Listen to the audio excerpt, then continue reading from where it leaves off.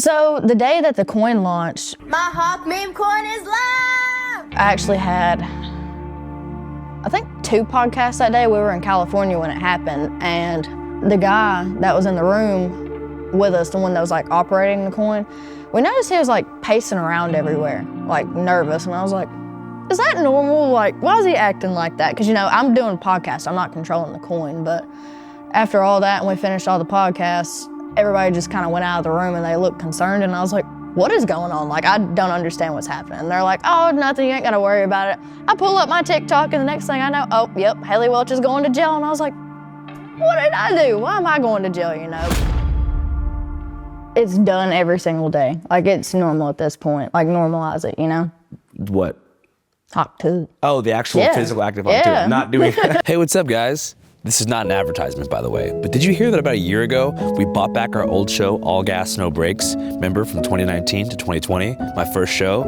We bought it back, as well as the entire catalog of unreleased All Gas, No Brakes episodes. If you're my friend and you come visit me in the RV, do not take a shit. Oh, fuck! Jesus Christ! MS-13 is actually the biggest piece of shit I've ever met. And guess what? We are currently on tour right now, going across the country, screening OG and new All Gas, No Brakes material, and screening some never-before-seen Channel 5 documentaries that I think you'd like to see. So if you want to come to our C5 Carnival, which is a hybrid all-gas Channel 5 screening with a talent show and a rap battle embedded inside of it,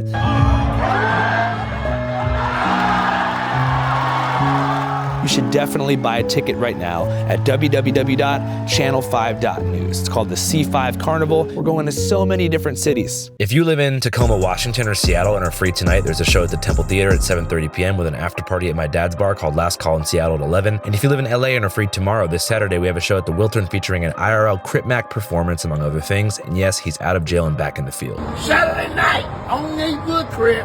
Y'all make it, cuz. Andrew Channel 5 on Needwood Crip. I'm doing my first show out of motherfucking jail. Channel 5 Carnival, cuz. And after that, we have SF, Portland, Austin, Denver, Vancouver, BC, Atlanta, El Paso, Phoenix, San Diego, and then wrap up in the big AB motherfucking Q, biatch. Hope to see you guys on the road. Again, tickets are on sale right now at www.channel5.news. All right, back to Haliey. Thank you so much for making the time. Well, of course, thank you for having me. I'm Haliey Welch, and I guess I'm an influencer. And how are things going? They're going pretty good. Your story to me is one of the most fascinating in human history. You think so? Yeah, I think if a caveman were to like time travel from the past and I had 30 minutes to explain, you know, humanity and the recent zeitgeist and how things have gone, I would explain your 2 to 3 year timeline. Do you really? Definitely. What do you think you would say? I mean, I would start with the first interview itself. Not the contents of the interview, but you're just someone out, you know, with your friend for a night of partying, and then within like 2 days, you're on everyone's phone in the entire country. Yeah, it's kind of scary if you think about it that way. Yeah. What were you doing out that night? We were at CMA Fest and we were drinking. How do you get over a breakup? Get drunk. Like we're doing right now. And had you done a street interview before that? No, that was the first time. Wrong place, wrong time. That's all that was, so. So you kind of regret doing it? Not really regret doing it. At first I did because I was embarrassed, but after that I'm like, okay, everything happens for a reason. Like, I mean, it's got good stuff with it and it's got bad stuff at the same time, just like anything. As somebody who did a lot of interviews, like in New Orleans, like party interviews early on in my career, now I see on almost every street corner you have like 2 or 3 interviewers, like in major college towns, like in Scottsdale or in on any college campus really, at the main bars, you have like 2 or 3 people trying to have a moment similar to the interviewer that captured yours. What do you think about the ethics of that kind of street interview? I really hope that there's not any more interviews kind of like the one I got, because now that I think about it and I'm like sober, it's kind of disrespectful to women, like the stuff he was asking, but you know, that's just how the world works nowadays, so. In what sense was it disrespectful? Just the questions he would ask. What's one move in a bedroom that make a man go crazy every time that you do? And then after you go to his account and see all the stuff he asked other women, like I think I got off easy compared to some of the stuff he's asked other women. I was like, oh God. You prefer missionary or back shots? Missionary. Why? You like it when they look at you in Because the the eyes? guy does all the work. Just nasty questions like that. So after he released like the first video, I was like, oh, that's it. Like he don't have anything else to post. Boy, was I wrong. There was like 4 or 5 different videos after that, just like cutouts of this one interview. And I was like, oh my God, did I say all that? The only way to get over one is get under another. But you probably assume, like, when you talk to someone that it's going to go online. No, he told us when we met him that he was a YouTuber, and we were like, oh, I didn't think nobody still watches YouTube, because, you know, you got TikTok, you got Instagram Reels, Snapchat. I was like, he ain't gonna do nothing with it. Yeah. I was wrong. So what does it feel like to be in those shoes when that's happening? It's very overwhelming. It was at first, and then after I got in the gist of everything and I got a team together, I was like, okay. I was like, I think I can do this. But like those first 2 weeks before like anything progressed to that part, it was awful, horrible. In what sense? Just embarrassed, really. And then we tried to get him to stop like posting more videos. He wouldn't do that. So, I mean, they just all came out there. So there wasn't nothing I could do about it. And I was like, well, you know what? The worst one's over. As soon as I said that, here comes another one that was so much worse. And I was like, oh no. I forgive and I forget. But at first, like, I absolutely would not forgive him, because we even asked him, we were like, could you please just stop posting videos? Like, yeah, you got your kicks off with the first video. Let it be that. But he wouldn't stop posting them. But I don't have any bad blood with him, I don't guess. But I couldn't be friends with him. How come? Just because the concept. Like, you know, I asked you politely, please stop posting those videos. Like, I was not mentally well during those first 2 weeks, and he still wouldn't stop, and he just kind of kept going no matter, like, what we told him. So, I don't know. I don't have any kind of patience for people like that. I wonder if there should be some kind of legal protections for people who get interviewed while they're out drinking by people like that. Well, I mean, I didn't sign anything or tell him it was okay to post it, so. But I guess legally speaking, especially depending on like what state it is, as long as you're in a public area, someone can interview you even if you're blackout drunk or you're homeless, addicted to drugs. Like, technically someone could still interview you. Oh, Do you think there should be like maybe a law in place where someone can request footage to be taken down if they were, you know? I mean, I guess it depends. Some people might think different than I do, and they're like, oh, it's just something harmless that just got put on the internet. I don't know, which it worked out for the good of me, or for the good for me, I guess. But like, you know, at the same time, it's kind of disrespectful, I think. But, you know, most people have different ideas and stuff like that and what they believe in. But sure, I'm sure some places could. What was the first moment where you realized that it had grown to a point that you couldn't contain it? So I got to work, and I woke up that morning getting ready for work, and my friends had sent it in our group chat. I was like, he's got like 6,000 likes. I was like, that's still a lot, but it's not going to get like out of control or anything. By the time I got done with work that day, it's already had like millions of views. I was like, okay, maybe this is a problem. Like, I couldn't process it. I was like, this isn't real. Like, this isn't actually happening, but it did. And then I ended up finally having to tell my granny about it that I lived with. She was like, I don't get it. And I was like, okay. I tried to explain it to her some more. She was like, oh, okay. Like, she got it. And she was like, that's kind of funny. And I was like, okay, well, she's good. So I wasn't worried anymore after I told her, but. So at what point did the kind of terror of being viral set in? Probably after that first day when I seen all the views and stuff it got, and everybody that was like recreating it and doing something with the sound or something like that. Like me and my friend Chelsea that was in it, we probably stayed in my house or in her house. We'd switch back and forth for like 2 weeks. Like, we wouldn't go anywhere. It was one of those things like where you're just embarrassed to death to come out of the house. Like, what do you say to somebody? Because like everybody around my town like knows who I am. They're like, oh no, that's Haliey. But going from somebody that's just like in the background, and then everybody and their mama sees you on the internet, and you're like, oh no. What are some of the comments you read that really affected you? Off the top of my head, like, you had like a bunch of moms and stuff. They're like, oh, that's so trashy. Like, if my daughter ever did that, and then you'd have people saying, what does her father think about this? My dad thought it was funny. He knows how I am, so.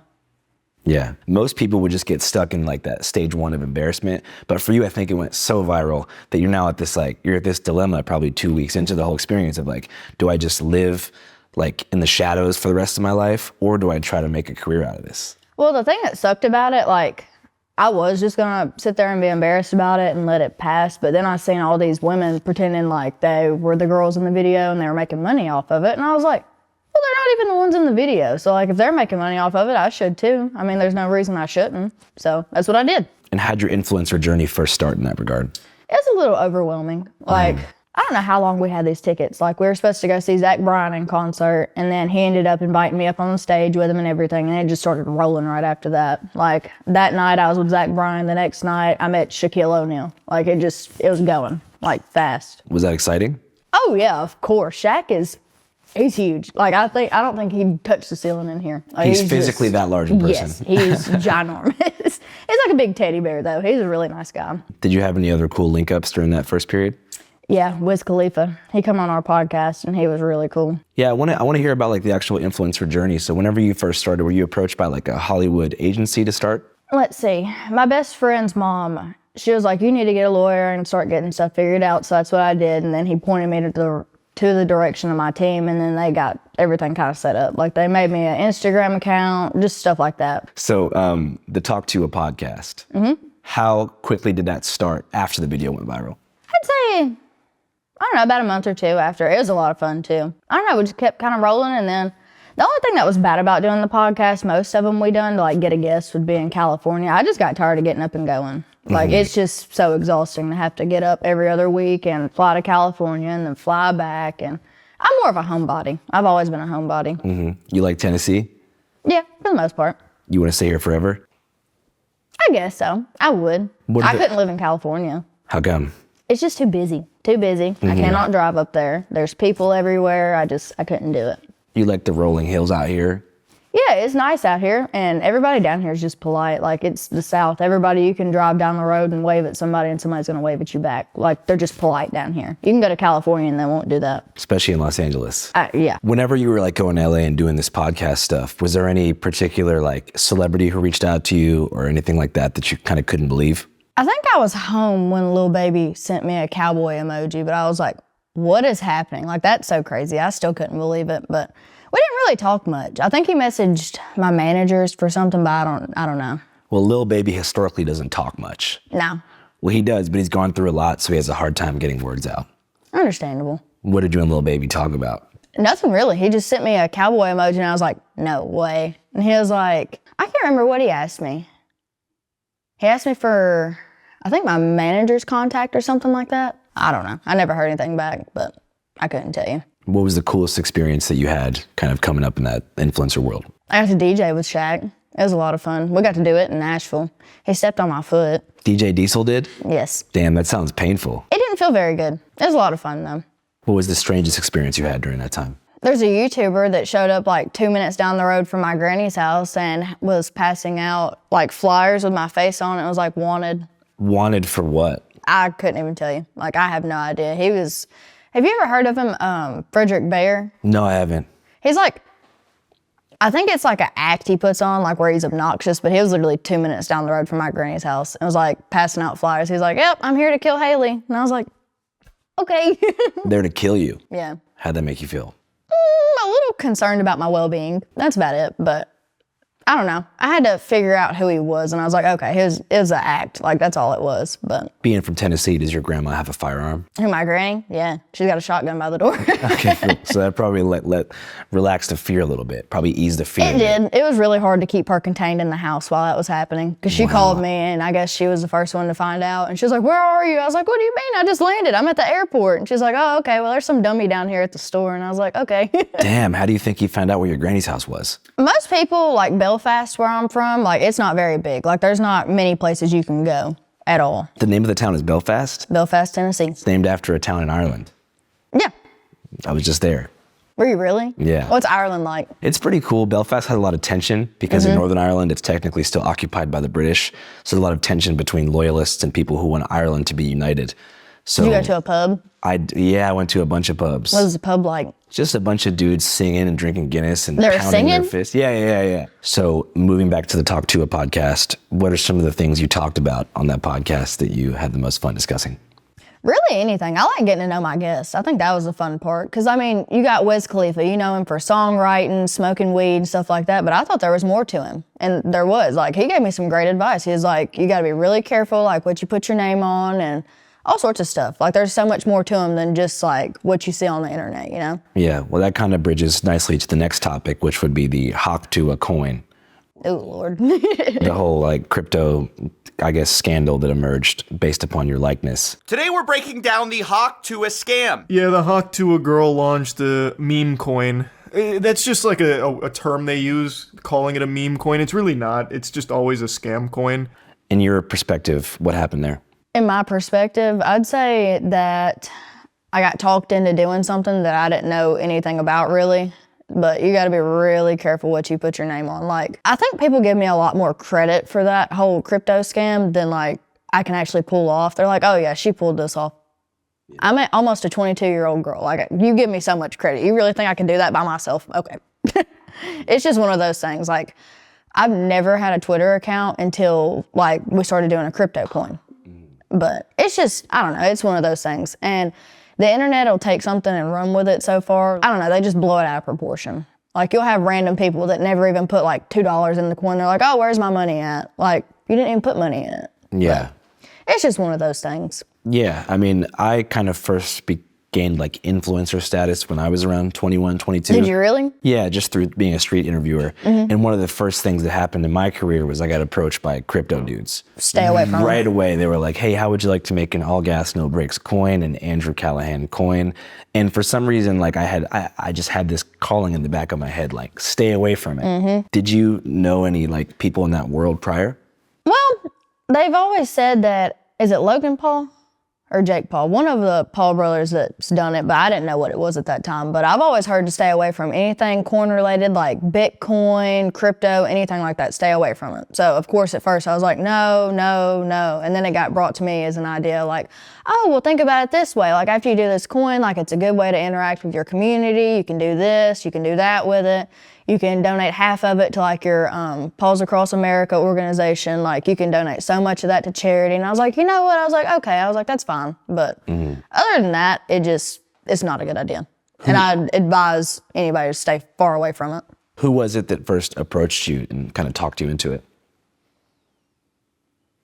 We can't talk about, we can't name names on that. Well, if you didn't name names, could you describe what kind of person it was? Like, was it a entertainment, but was it another influencer? Was it like you can say. It was somebody closer, like you kind of keep on your left arm. He was introduced from a friend of a friend, if that makes sense. Yeah. And it's one of these sort of like big crypto guys who works with influencers to build coins. Yep. I don't think it was necessarily all his fault, but I'm still going to be like, yep, it was your fault. But I think he ended up like, can I say that? He ended up hiring somebody else to help him out because I think he bit off more than he can chew, if that makes sense. So he hired somebody to help him that he knew of and just didn't know a whole lot about, and then he screwed us, like really bad. But I don't know, it's just one of those things. You live and you learn. I won't ever touch another one again. Yeah. But I mean, I just find it interesting because, like I said, you're not the first person this has happened to.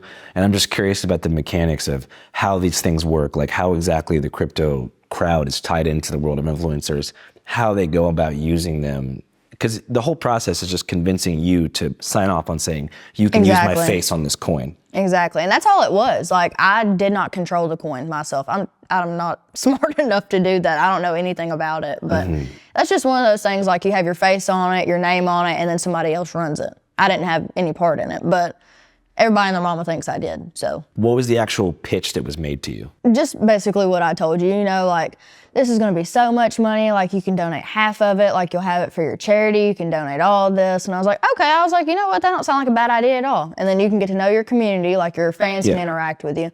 Like one of the biggest ideas we talked about, like you can do a different thing every month. Like if some of your fans go out to PetSmart and they adopt a cat from like a shelter or something like that, you can give them coins for that. Like that's a good deed technically. That's the way it got used and brought to me. So I was like, you know what, that is a really good idea. But it did not turn out like that at all. So what actually happened? So the day that the coin launched, I actually had, I think 2 podcasts that day. We were in California when it happened. And the guy that was in the room with us, the one that was like operating the coin, we noticed he was like pacing around everywhere, like nervous. And I was like, is that normal? Like, why is he acting like that? Because, I'm doing a podcast. I'm not controlling the coin. But after all that, and we finished all the podcasts, everybody just kind of went out of the room and they looked concerned. And I was like, what is going on? Like, I don't understand what's happening. And they're like, oh, nothing. You ain't got to worry about it. I pull up my TikTok and the next thing I know, oh, yep, Haliey Welch is going to jail. And I was like, what did I do? Why am I going to jail, But after everything got figured out, and I took every step you're supposed to take. Like I was cooperative with the FBI, like the, what are they called?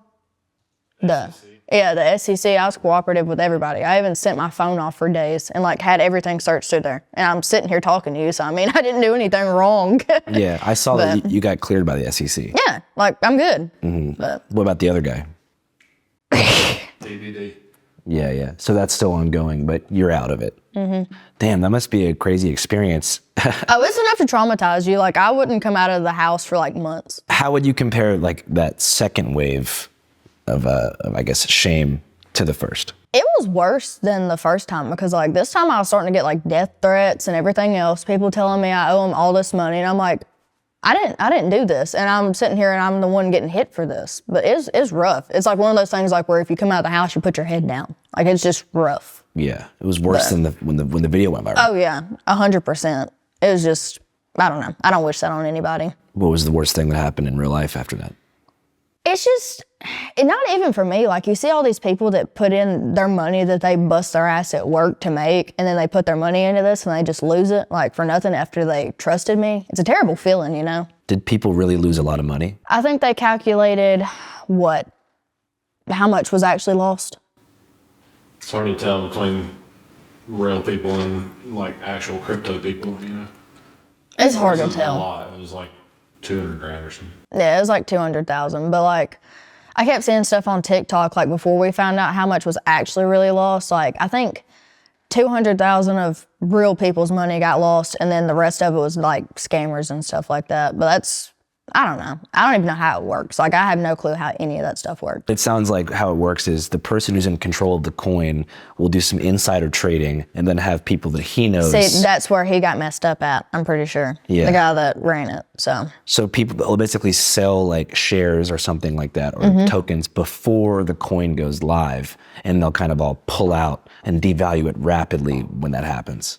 Well, see, I even tried to go, like, we went to a Bitcoin conference, and I was like, yeah, I'm willing to learn this, because, you know, I'm going to be doing it. I might as well try and understand it. We spent, I couldn't tell you how many hours at this conference. I walked away and still didn't know anything about it. Couldn't tell you. But the way it would work, he'd be like, okay, well, we need to do videos, like, to put on your Twitter, and he'd send me messages of, like, what to say in these videos, and I'd film it, you know, whatever, but still didn't understand it. My Hawk meme coin is live! And that's part of my fault too, I will say, because I had no business putting my name on something I didn't understand, which I know that now, but it's just one of those things. Yeah, that's why I say the story is so interesting, because all of this began with you just having beers in Nashville. Not beers, sorry, I don't know, what were you drinking? Vodka. having vodkas on Broadway, right? And the next thing you know, you're like involved in some kind of crypto scam, and you have a podcast in Los Angeles, and then you have like all of scam YouTube is kind of using you as this pariah. I have questions. I'm raising my hand. Hey guys. What CoffeeZilla? I didn't know who he was, but I heard him on the live that live was the day after the coin launch, right? Like it was the same day. That's who I heard talking, and that's when I realized like everything was like, you know, shit hitting the fan. Like it didn't go good, because I heard him on there, and he was like going off, like asking questions about this, and this, and the guy that was on there talking to him, he couldn't answer those questions. And I was like, those are simple questions that he's just wanting to know. Like, why can't you answer them? So you understood where CoffeeZilla was coming from? I didn't at first.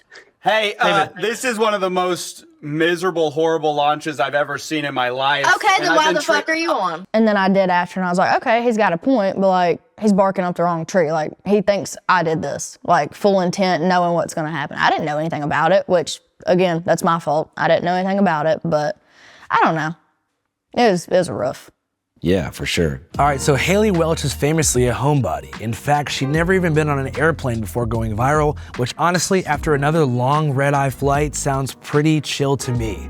Throughout many experiences, I've learned the hard way that when you're landing somewhere intense, the last thing you want to do is be stuck standing in an airport with no internet and nowhere to be. So today's video is sponsored by Haliey. Back in 2022, I actually flew into Ukraine to cover the conflict. I remember with no internet, I had no way to reach my fixer and no way to coordinate where I was going. So I was stuck in the airport trying to figure out how to get a local SIM card. Nobody spoke English, and I had somewhere I had to be real fast but couldn't even do it. So in that situation, it wasn't just an inconvenience but also a safety factor. But now that would never happen because I use Haliey. It's an eSIM app that you set up at home, wherever you live, before you leave abroad, so when you land, you already are connected. No line, no roaming fees, and no buying a burner phone from some guy outside the terminal who may or may not be scamming you for your hard-earned cash, like the people that Haliey was working with. Haliey works in over 200 destinations, so prepare for your next trip today. Just download the Haliey app and use code CHANNEL5 to get $3 in credit.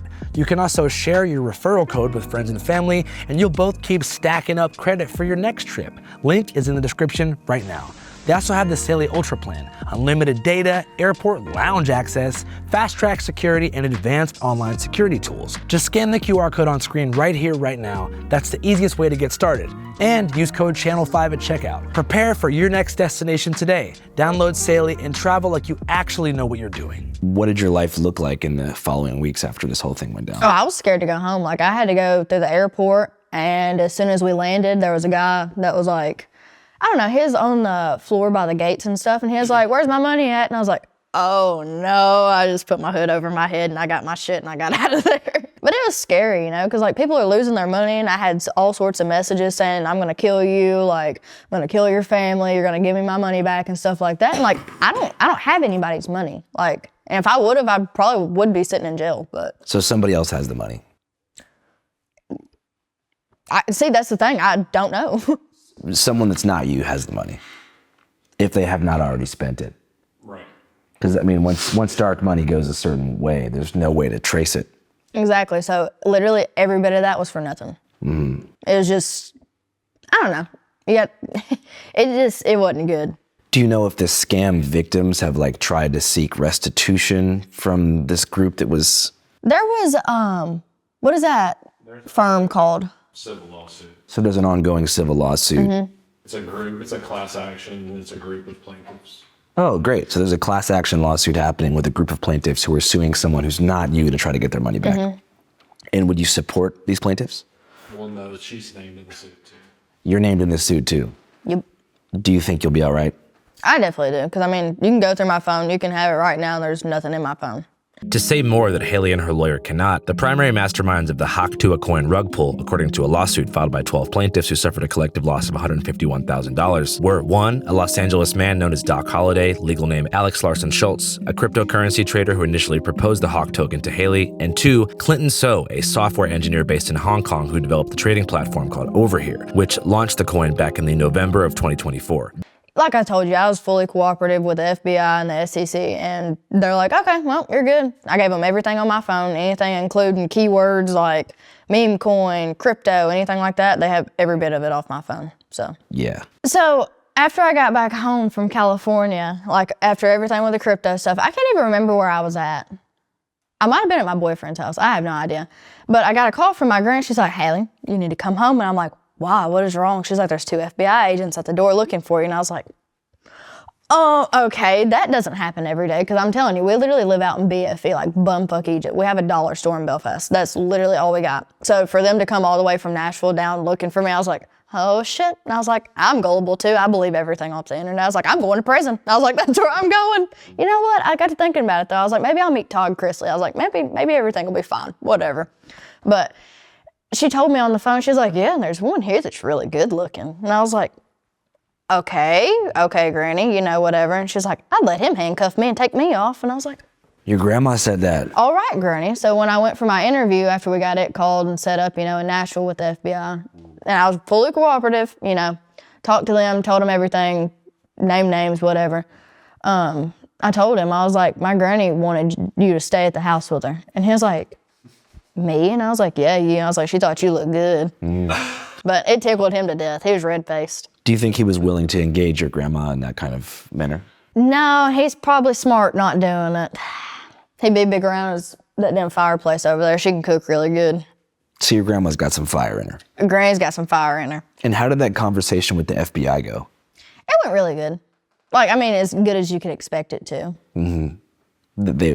Good vibes. It was good vibes. I liked him. Besides one guy, there was one guy in the room. He was just scary. I mean, the scariest looking guy I've ever seen in my life. He meant business. So I didn't look at him really. It was a good cop, bad cop situation. There was like, how many do you think? 4 in the room?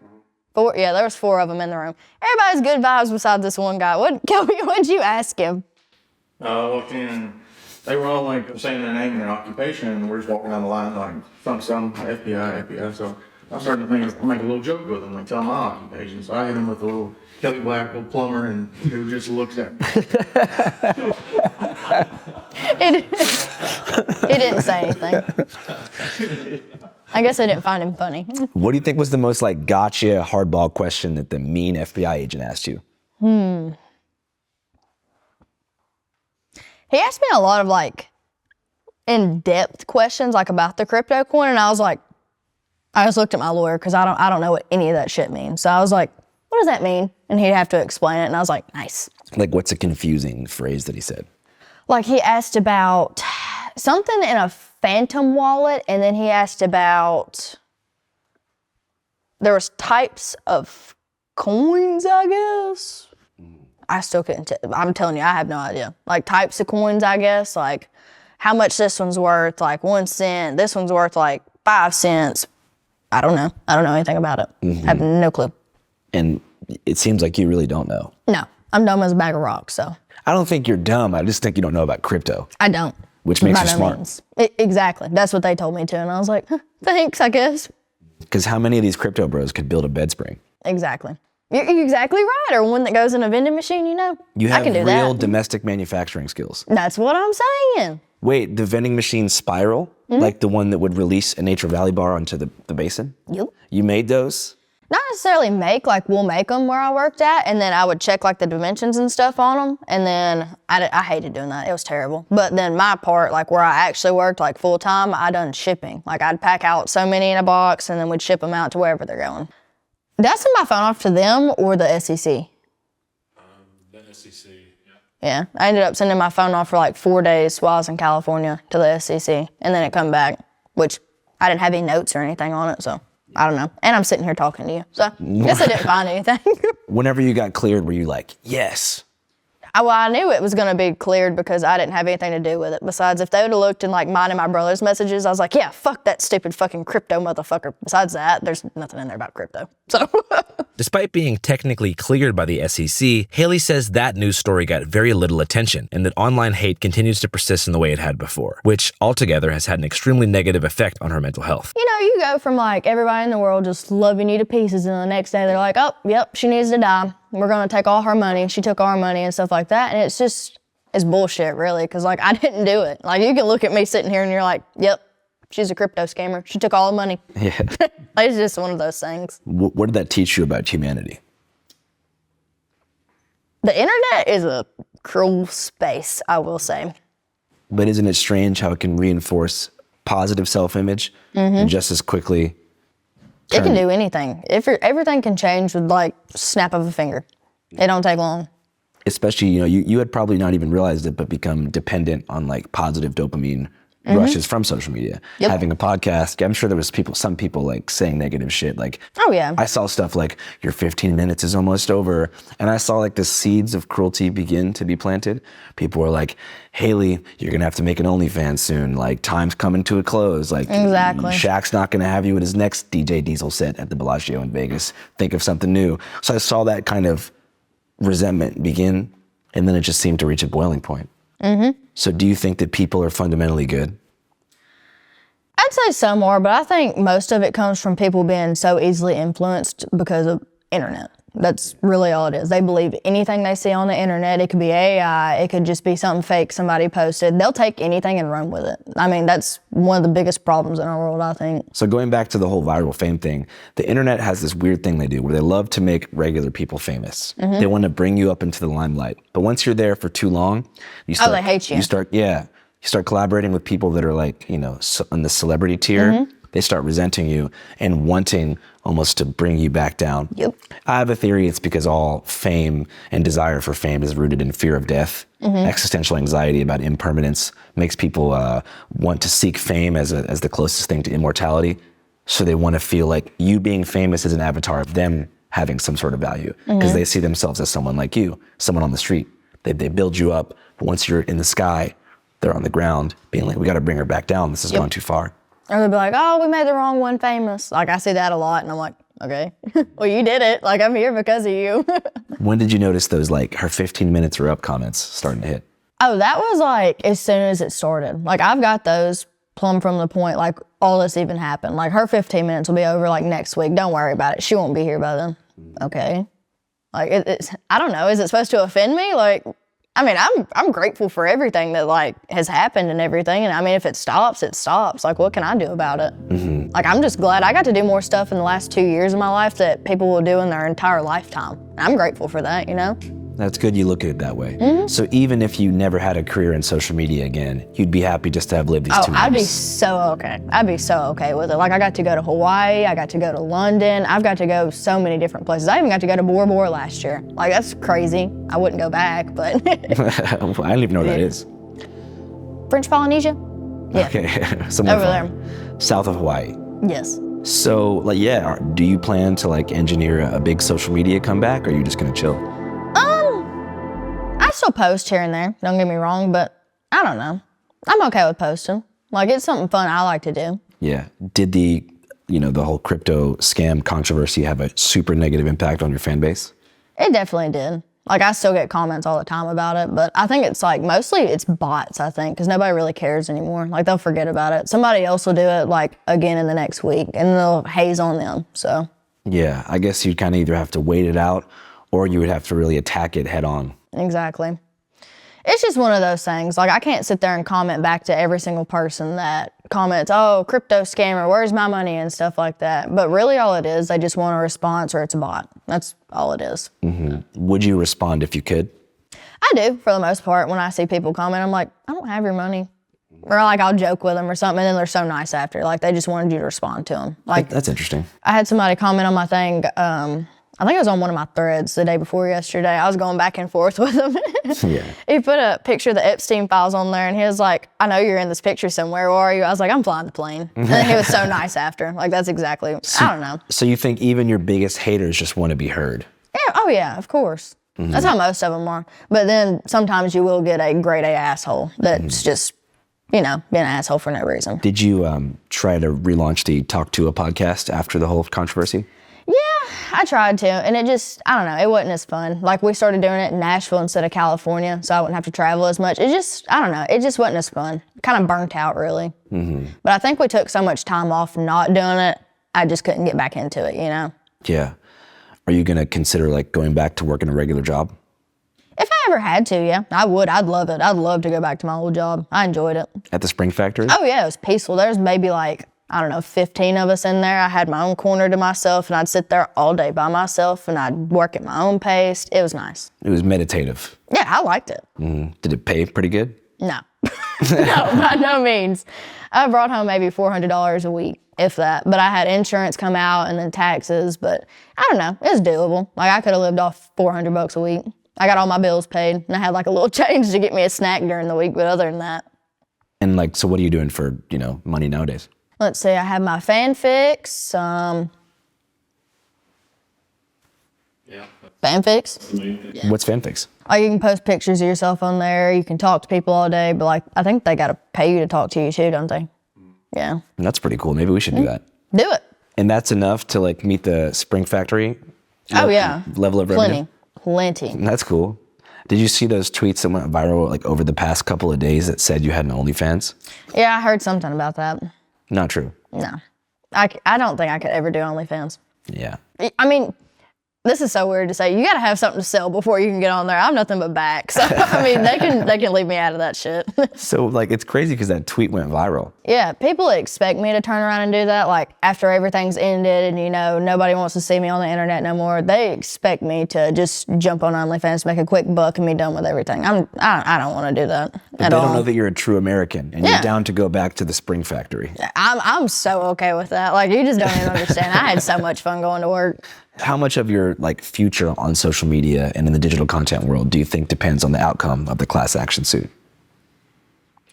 Like, for example, there's the lawsuit. Like, do you think that like you being cleared in the suit and like the details coming out in discovery will help you kind of like really advocate for yourself?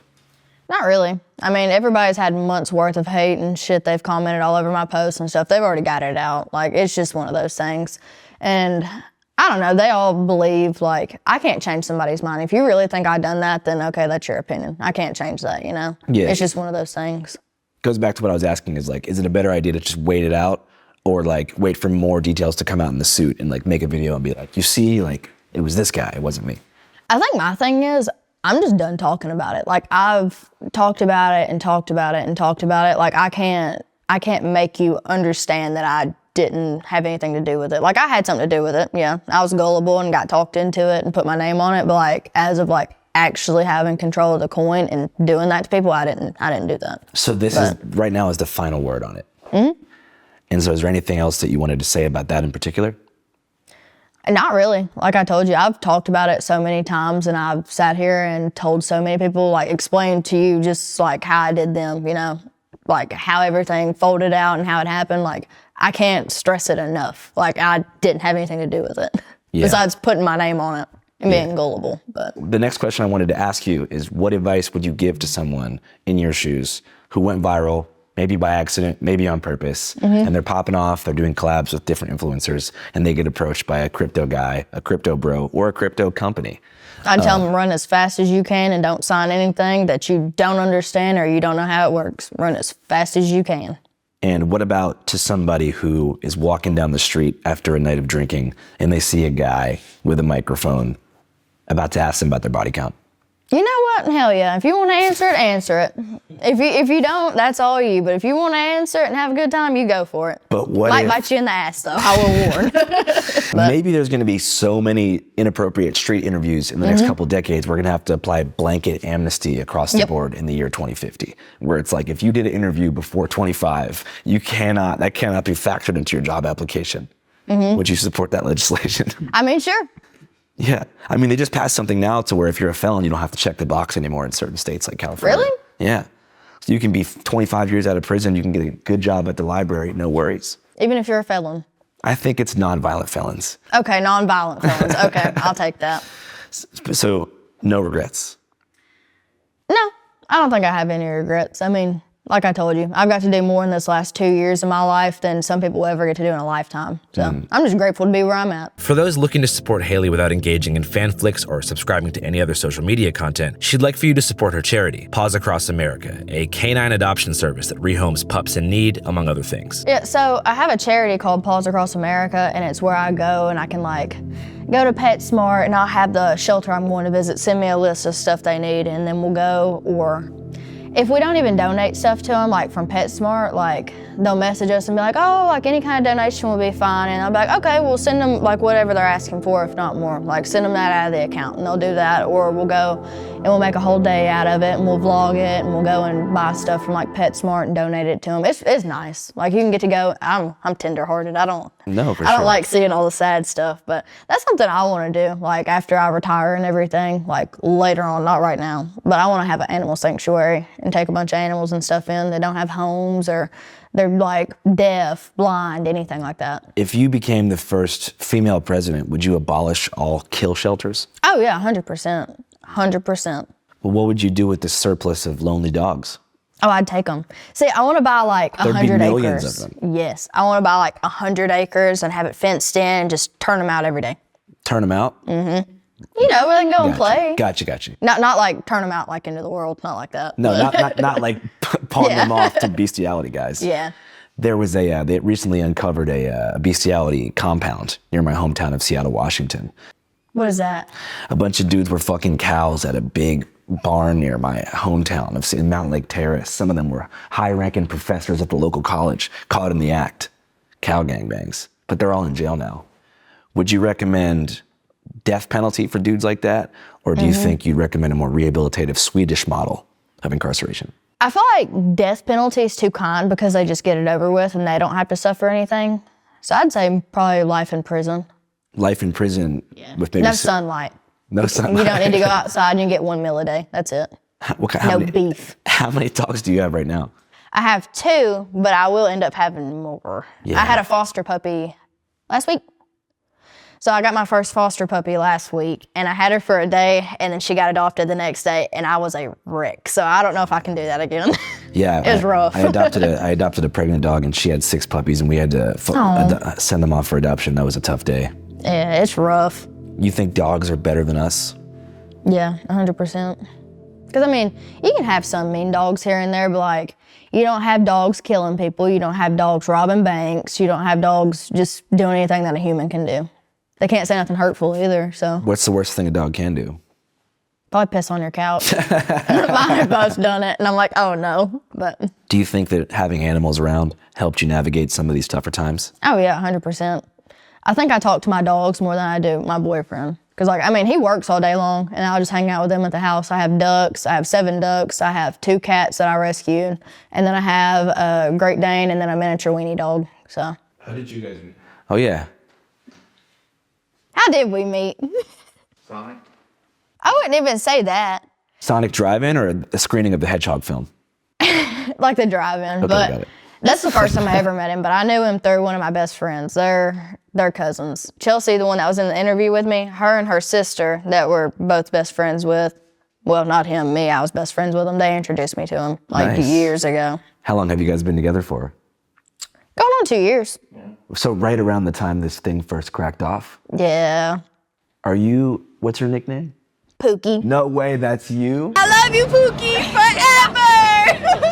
Yeah. Oh my God, you're kind of a micro celebrity too. Yeah, you are. That's crazy. Pookie's been here this whole time? Yeah. I thought Pookie was like the boyfriend from before everything happened. No. Damn, Pookie, that's what's up, man. Did you guys see, there's a podcast that was a Talk Tuah analysis podcast. Welcome to Talking Talk Tuah, the official companion podcast to Talk Tuah. I'm Peter. And I'm Cam, and we're your hosts here to the only official companion podcast. Did you see that? I've met them twice. No, you have not. Yep. They're really cool guys, I will say. They appreciate your guys' relationship. Oh yeah, 100%. Well, they're a little, what's the word I'm looking for? One's a little biased about it. Like one was Team Pookie and the other one wasn't. But we do learn that Pookie has some skeletons in his closet. You think people are cruel? Some of them can be. You think they're as cruel in person as they are online? I hope not. I don't think so. I think most people are just more comfortable doing it online because like they can have fake accounts, so they don't have to show their real identity. They don't have to show who they are, what they look like. It's just easier that way. So you think it enables people's darkness to reach the surface? Oh yeah, 100%. You've seen that a lot. Yeah.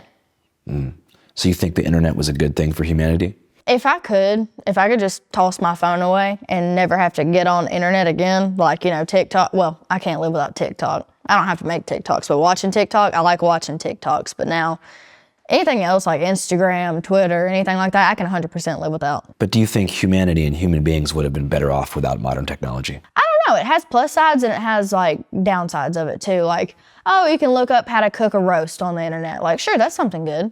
But like other stuff like hazing other people and bullying them and stuff like that, no.